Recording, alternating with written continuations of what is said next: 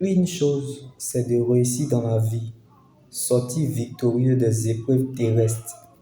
Si l'argent est la racine des maux, c'est qu'il y a des batailles qui t'appartiennent. La célébrité est le talent. On travaille par compétence pour recevoir un salaire, mais l'élévation est un don. On sait avec le cœur pour recevoir une récompense. Comme par principe, on remplace un roi par un prince.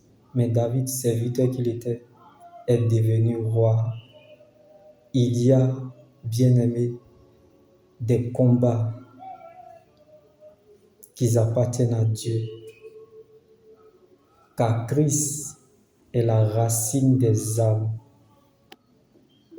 Réussir sa vie, c'est sortir victorieux des épreuves de l'éternité. Car servir Dieu, c'est servir les hommes et profiter de la sécurité divine. Donc assurément, l'Éternel te fera du bien. Ton sang ne tombera pas en t'éloignant de l'Éternel. Car il ne convient pas qu'un prophète meure ailleurs qu'à Jérusalem. Donc ton âme sera bien gardée avec les vivants auprès de l'Éternel. Il vaut mieux pour toi de tomber entre les mains de l'Éternel. Tu ne connais pas encore le Seigneur, c'est le temps de venir à lui. Jésus t'aime d'un amour inconditionnel, mais son amour ne te forcera pas à le suivre. Car personne ne s'est sauvé lui-même, c'est Jésus qui a allé le chercher.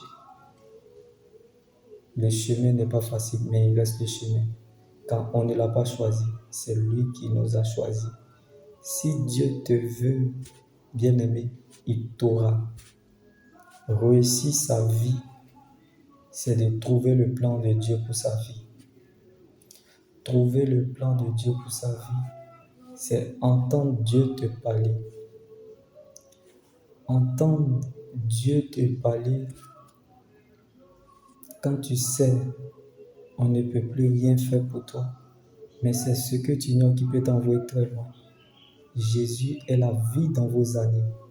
Alors que votre condition s'aligne à la position de Dieu qui est sa parole. Car lorsque Dieu veut ranger la vie d'une personne, il met de l'ordre dans la vie de cette personne-là d'abord. Car lorsqu'il veut honorer la vie d'une personne, c'est pour qu'elle reste présente dans sa présence. Donc la parole de Dieu est notre position. Comme David aimait tellement Dieu, à telle enseigne que Dieu était son berger et lui le mouton. Alors, où veux-tu aller et avoir une vie meilleure sans Jésus? Tu auras perdu ton existence et raté ton éternité avec Christ. Car notre bonheur, c'est de nous rapprocher de Dieu. Donc, aucune épreuve ne peut nous séparer de l'amour de Dieu manifesté en Jésus-Christ. Notre Seigneur n'est pas la Bible, mais la parole de Dieu. Et la seule terre solide sur laquelle nous pouvons nous tenir, bien-aimés. On peut fabriquer la célébrité, mais l'élévation vient toujours de Dieu. Donc, accusation n'empêche pas élévation. Car les jours d'élévation reviennent, tu revivras tes meilleurs jours sur la terre. Donc, refusez de limiter votre joie aux conditions. Car ce n'est pas la condition de vie qui détermine qui tu es, mais la parole. C'est la parole de Dieu qui conditionne ta vie. Donc, Dieu n'est pas obligé de composer avec vous.